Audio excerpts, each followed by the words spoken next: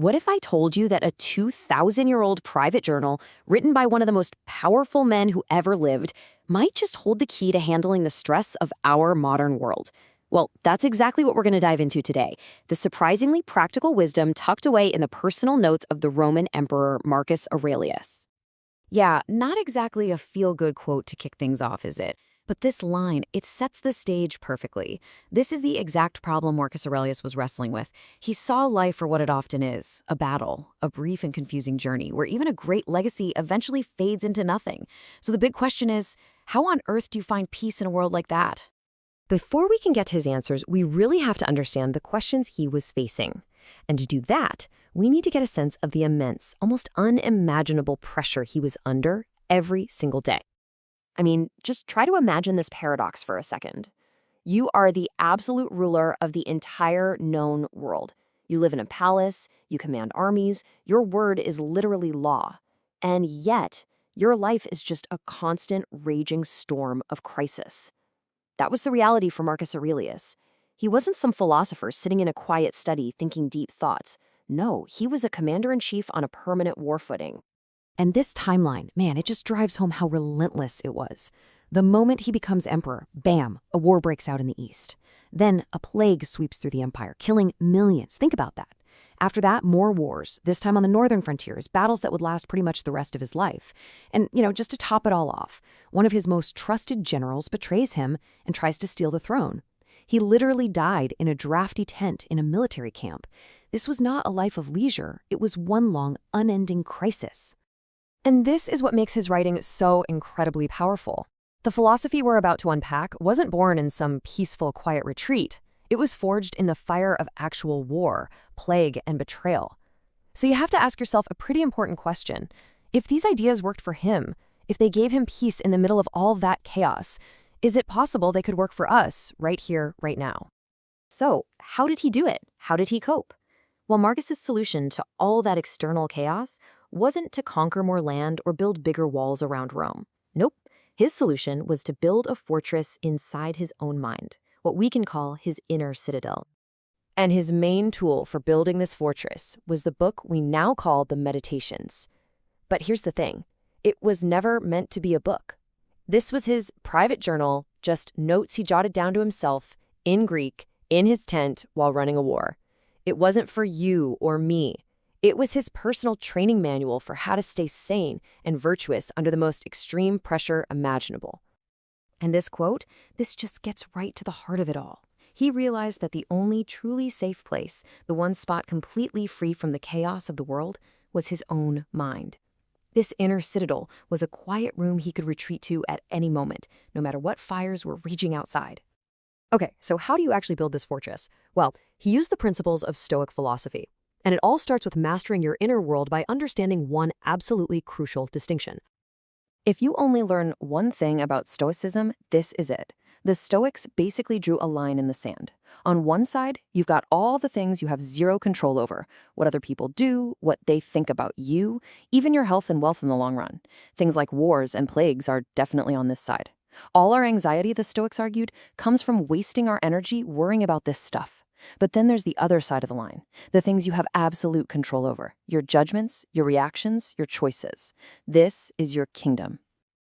And Marcus had a name for this personal kingdom, your ruling principle. Think of it as your innermost self. It's the CEO of your mind, the part that observes what's happening, makes a judgment about it, and then chooses how to respond. He thought it was so important, he even called it the divinity planted in thy breast. This is the core of your inner citadel, and your number one job is to protect it. This quote really drives home just how powerful that is.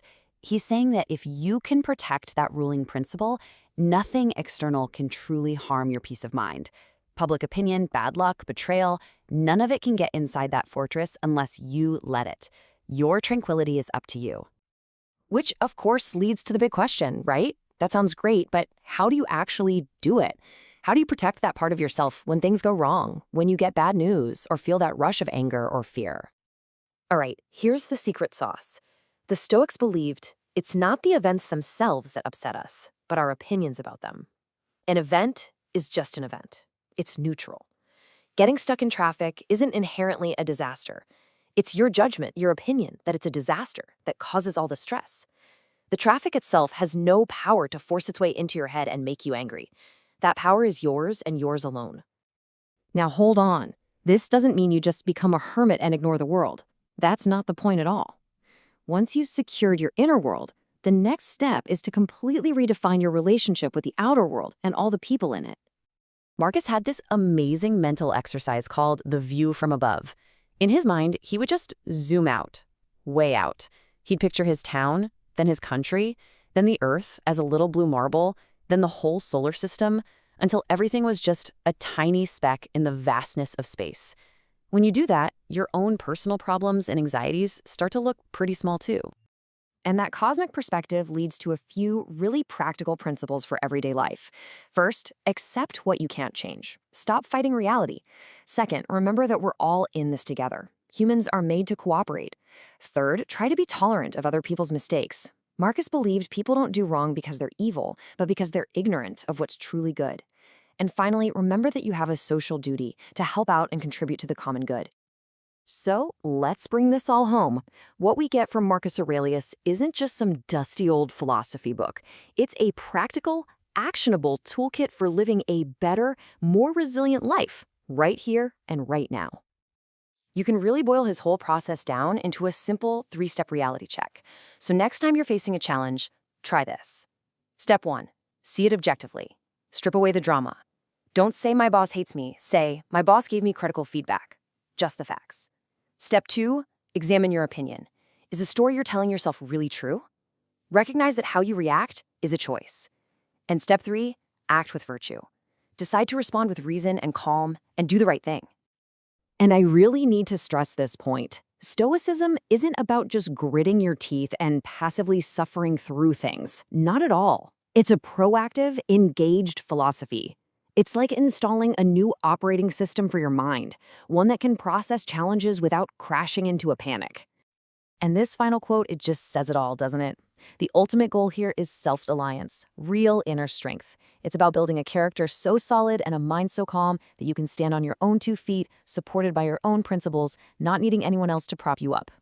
So in the end, what Marcus is really teaching us is that the goal isn't to somehow create a perfect life with no problems. That's impossible. The real goal is to build an inner self so strong, so resilient, that no problem can ever truly break you. So I'll leave you with this question to think about. Looking at your own life, what's the first brick you're going to lay in your own inner citadel?